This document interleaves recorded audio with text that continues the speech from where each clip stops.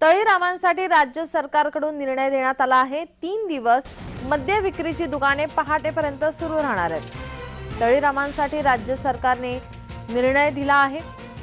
24, 25 आणि 31 डिसेंबरला मद्य विक्री करण्यास मुभा देण्यात आली आहे। राज्य सरकारचा निर्णय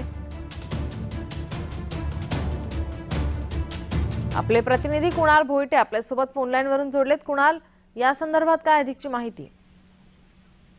याला मित्र पाहायचं झालं तर 24 ला नाताळ आहे आणि 31 डिसेंबरला इयर एंड आहे आणि याच अनुषंगाने राज्य सरकारचा हा महत्त्वपूर्ण निर्णय जो आहे तो आलेला आहे। मात्र या निर्णयाकडे आता विरोधक कशा प्रकारे पाहतात हे पाहणं महत्त्वाचं असणार आहे, कारण 24, 25 आणि 31 डिसेंबरला हे रात्रभर मद्य विक्री जी आहे ती सुरू राहणार आहे। आपण जर पाहायचं झालं तर 31 डिसेंबरला सर्वात मोठी कारवाई जी आहे ती मद्यप्रेमींवरती होत असते। मात्र आता या निर्णयामुळे या कारवाईमध्ये वाढ होण्याची देखील शक्यता आहे। त्यामुळे हा जो निर्णय आहे आता राज्य शासन किंवा विरोधक याच्याकडे कशा प्रकारे पाहतायत हे पाहणं महत्त्वाचं असणार आहे। नीलम, कुणाल, रात्रीच्या वेळेस पूर्ण पहाटेपर्यंत मद्य विक्री होणार आहे। अशा वेळेस काही मद्यप्रेमी असतात, धिंगाणा घालतात, अशा वेळेस पोलिसांकडून कशा प्रकारे सतर्कता बाळगता येणार आहे?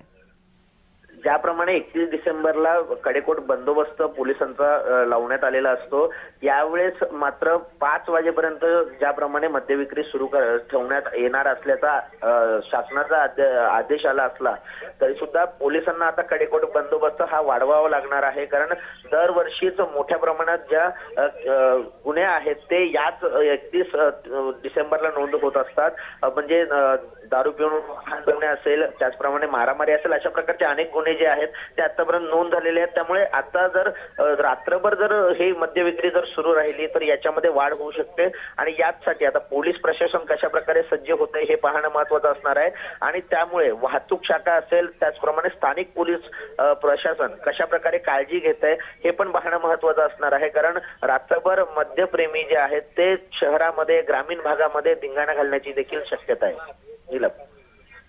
कुणाल, 3 दिवस ही मुभा देण्यात आली आहे, 24, 25 आणि 31 डिसेंबरला। तर आता मद्य विक्री करणारे आहेत आणि मद्यप्रेमी आहेत, त्यांच्या काही प्रतिक्रिया समोर येत आहेत का? अद्याप त्यांच्या काही प्रतिक्रिया समोर आलेल्या नाहीये। तर मात्र जर पाहायचं झालं तर या संपूर्ण मद्य विक्रीमधून सगळ्यात मोठा कर वसुली जी आहे ती सरकारला मिळत असते आणि याच अनुषंगाने हा सरकारने निर्णय घेतला असावा। मात्र या निर्णयाचे काय पडसाद आता येत्या या 3 दिवसामध्ये म्हणजे 24, 25 आणि 31 डिसेंबरला उमटतायत हे पाहणं महत्त्वाचं असणार आहे। नीलम, कुणाल, याचा अपडेट आम्ही तुमच्याकडून घेत राहू। तुर्तास धन्यवाद तुम्ही दिलेल्या माहितीसाठी।